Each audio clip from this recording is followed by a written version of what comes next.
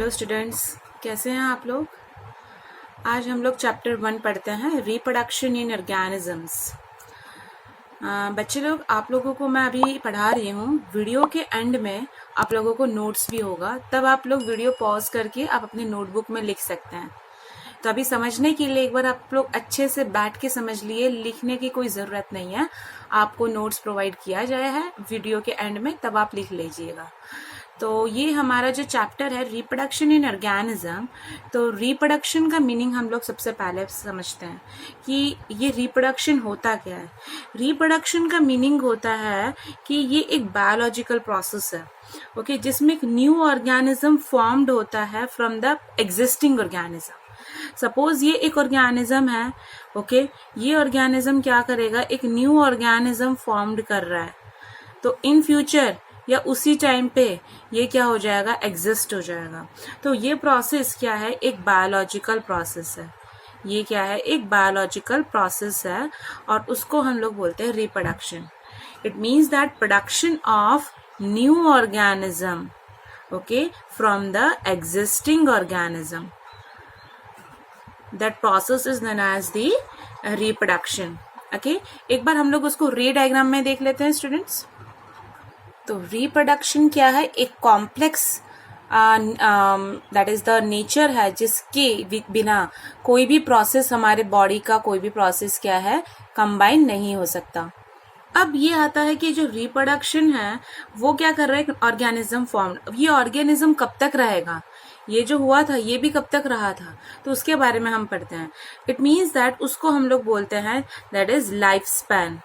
Life span क्या होता है, किसकी कितनी लाइफ होती है, उसको हम लोग बोलते हैं life span. It means period, कौन सा पीरियड, किसका, बर्थ से लेके किसका, up to the natural death तक of an organism, that represent the lifespan. Period between the birth to the natural death of an organism, it represents the lifespan. Just last example हम लोग पढ़ते हैं, कैसा, crow है, crow का life span है 15 years। Parrot है, उसका लाइफ स्पैन होता है 140 years। ओके, मैंगो है, उसका लाइफ स्पैन है दैट इज 200 years।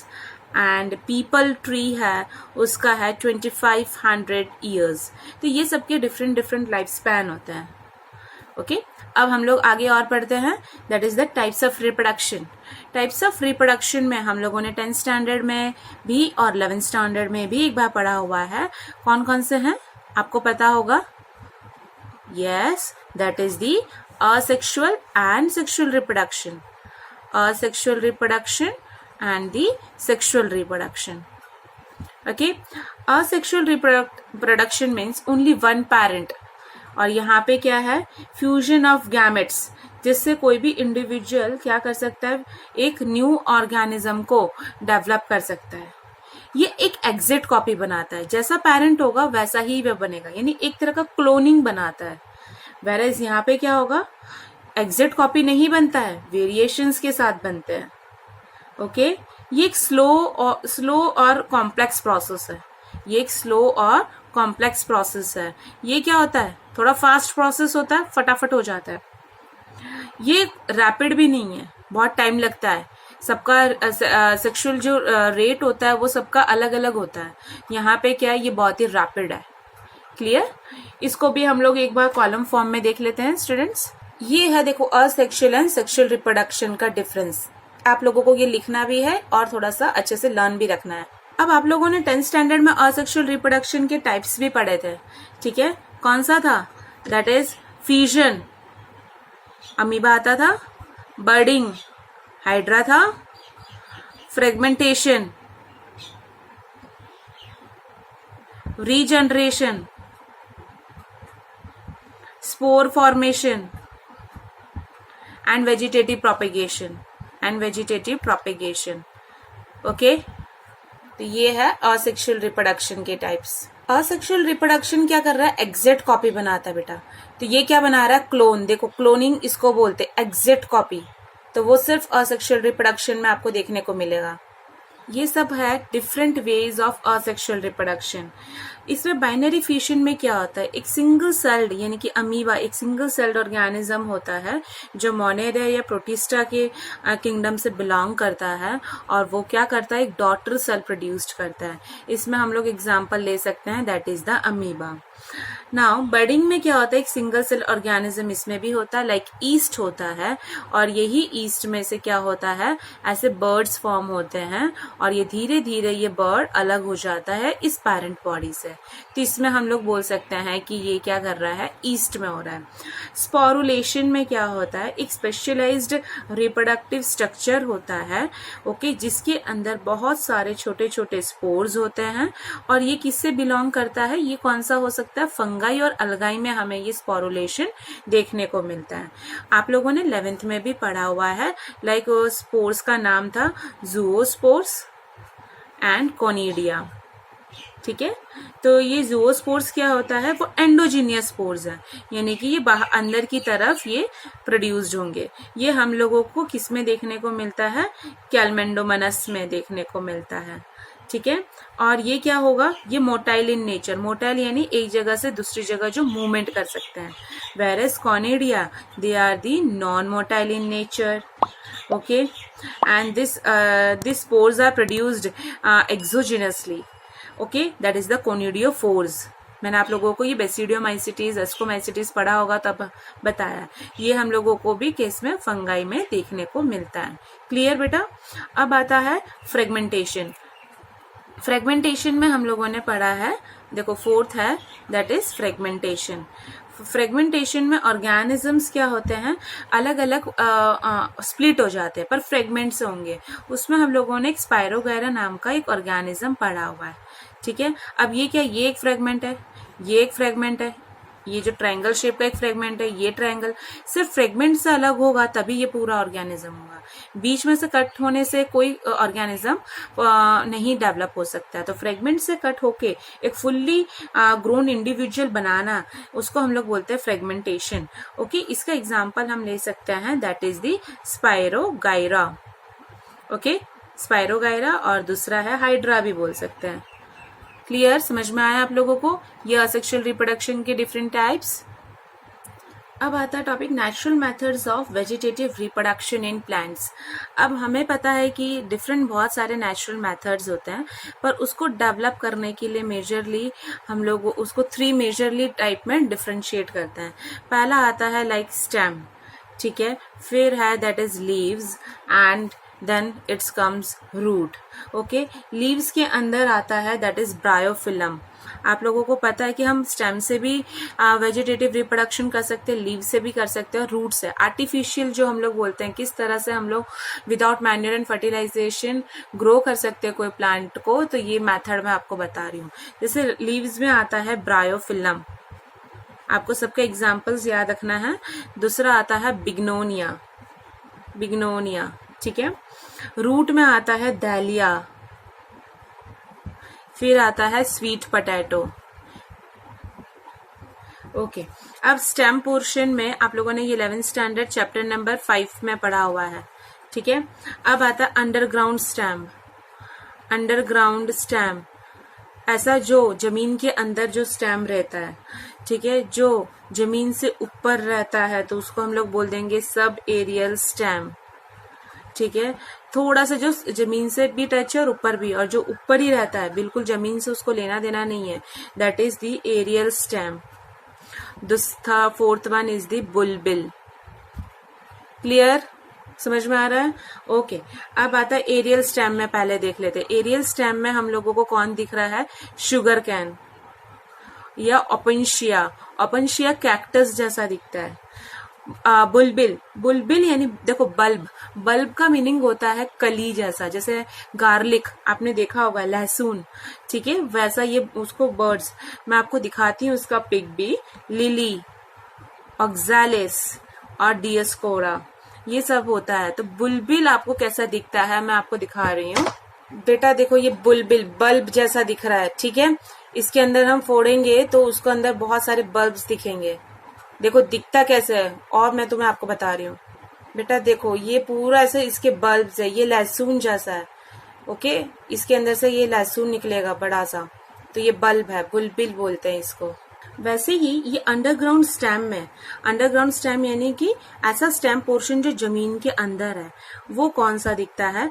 फर्स्ट आता है ट्यूबर, ओके, सेकेंड आता है rhizome, and the third is the bulb.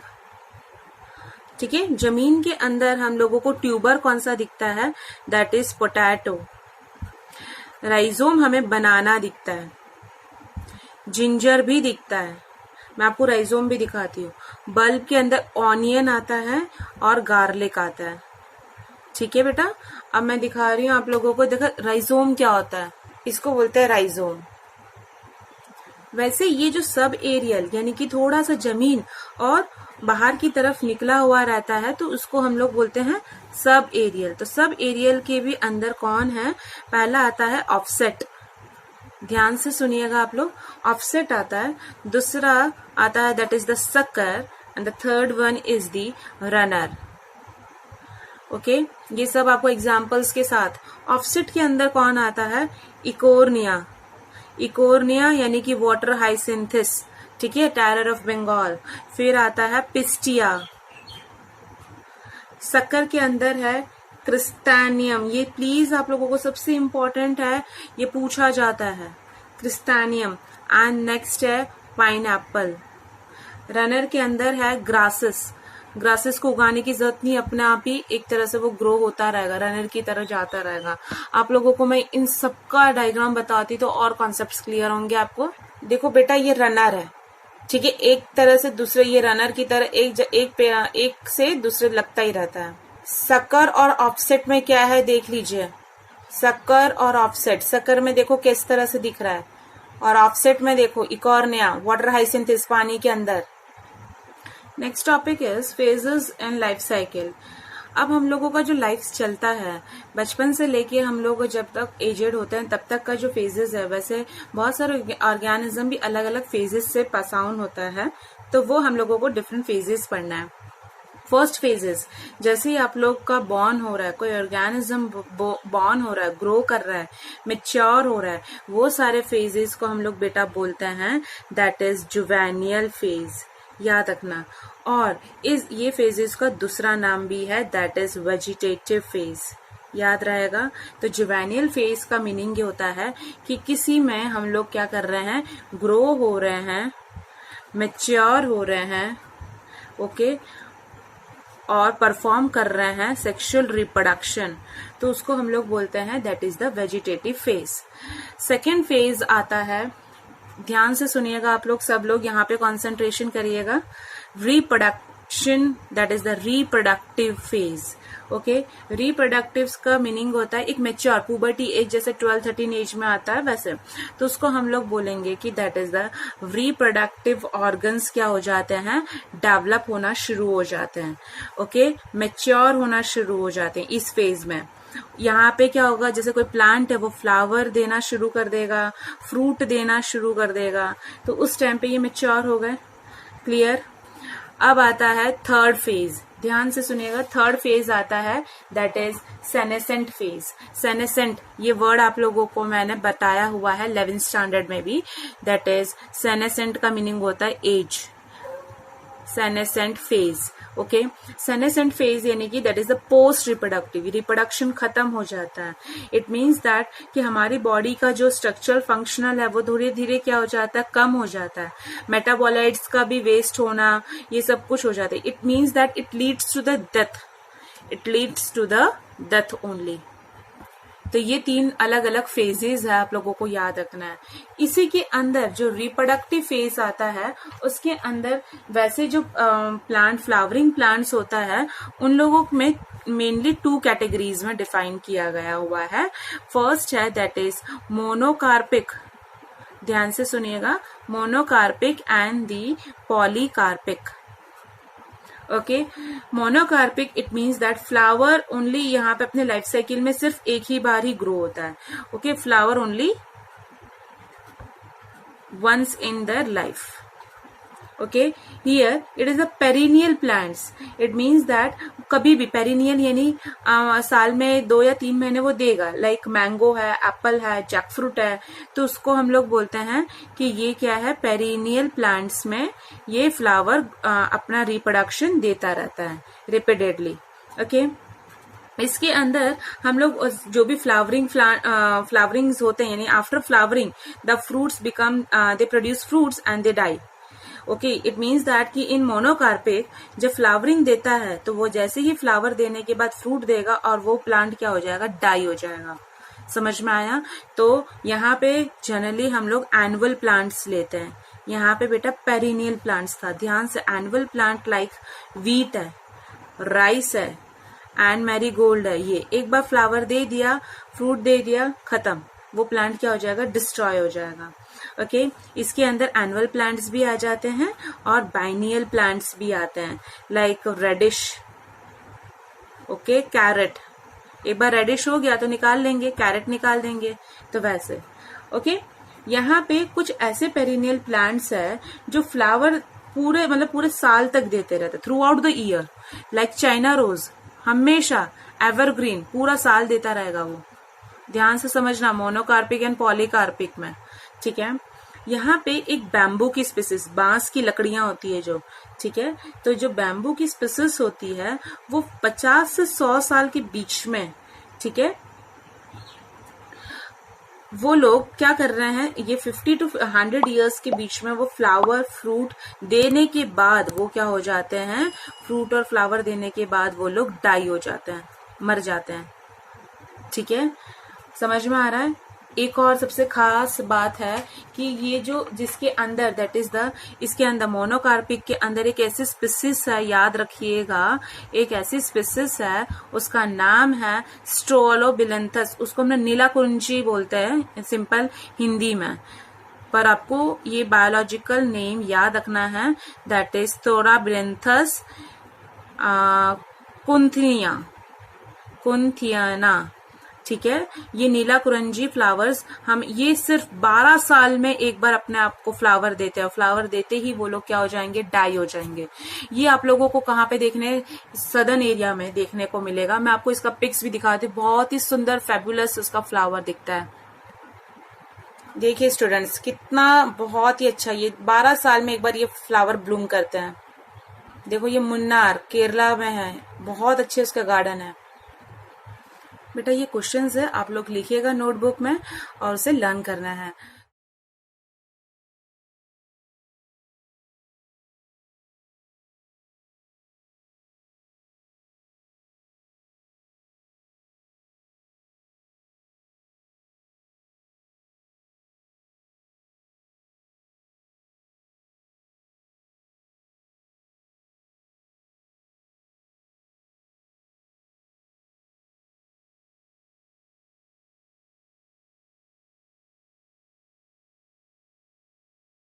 तो आज का वीडियो मैं यहाँ पे खत्म करती हूँ। प्लीज मेरा वीडियो अच्छा लगा है तो आप उसको शेयर भी करिएगा अपने फ्रेंड्स लोगों में, और लाइक और कमेंट करना भूलिएगा नहीं।